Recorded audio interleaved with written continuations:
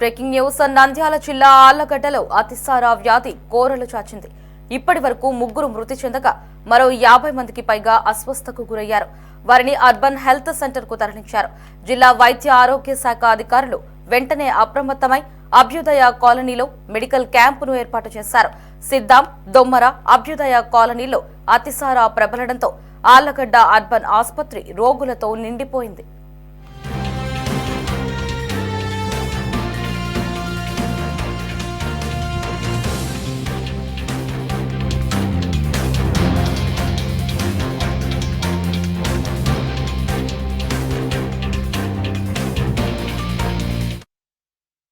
ఆళ్లగడ్డలో అతిసార నివారణకు చర్యలు తీసుకున్నామని urban health centre medical officer doctor Narasimham తెలిపారు.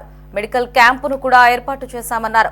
కాగా మృతి చెందిన వారు గణేష్ నిమజ్జనం రోజున చేతులు కడుక్కోకుండా రంగులు అంటించుకుని ప్రసాదాలు తినడం వల్లే వాంతులు, విరోచనాలకు గురయ్యారని చెప్పారు. ప్రజలు కాచి చల్లార్చిన నీటిని మాత్రమే తాగాలని, ఆహార పదార్థాలు కూడా వేడిగా ఉన్నప్పుడు భుజించాలని సూచించారు. బయట పదార్థాలు తినరాదని డాక్టర్ నరసింహ హెచ్చరించారు.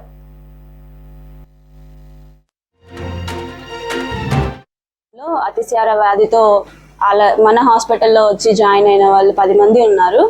10 మందిని ఇక్కడే ట్రీట్ చేయడం జరిగింది.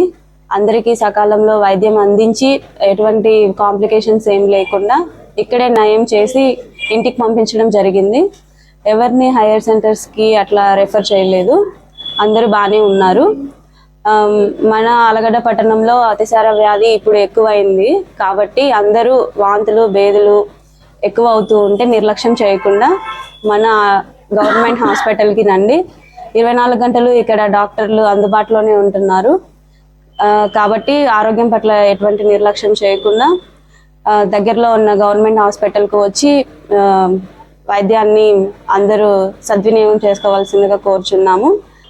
చిన్నపిల్లలకి కూడా ముఖ్యంగా వాంతులు, బేదులు అవుతున్నాయి కాబట్టి పిల్లలకి కూడా విరోచనాలు అవుతూ వాంతులు అవుతూ ఉంటే నిర్లక్ష్యం చేయకుండా వారిని కూడా తీసుకొని రండి. చిన్నపిల్లల వైద్యులు కూడా ఇక్కడ అందుబాటులో ఉన్నారు కాబట్టి వారి సేవల్ని కూడా అందరూ సద్వినియోగం చేసుకోవాల్సిందిగా కోరుచున్నాము. రోజుకి మినిమం 10 కేసులు వచ్చి అడ్మిట్ అవుతున్నాయి.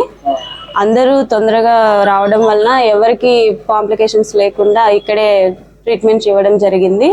మెయిన్గా నీళ్ళ వల్ల మనకి వస్తుంది కాబట్టి ప్రతి ఒక్కరు కూడా నీళ్ళని ఎటువంటి సమయంలో డైరెక్ట్గా తీసుకోకుండా దాన్ని వేడి చేసి చల్లార్చి పిల్లలకి కానీ పెద్దలు కానీ అందరూ కొంచెం గోరువెచ్చని నీళ్ళు తాగవలసిందిగా కోరుచున్నాము.